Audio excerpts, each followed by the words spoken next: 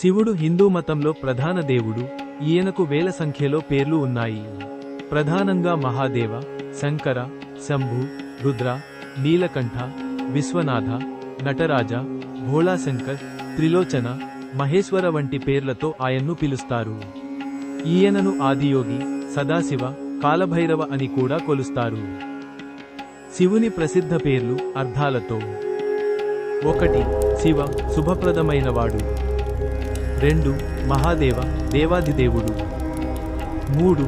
శంకర, సుఖాన్ని, శుభాన్ని ప్రసాదించేవాడు. 4.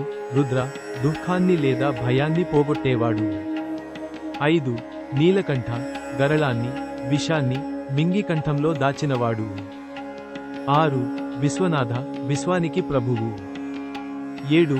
నటరాజ, నృత్య కళలకు అధిపతి.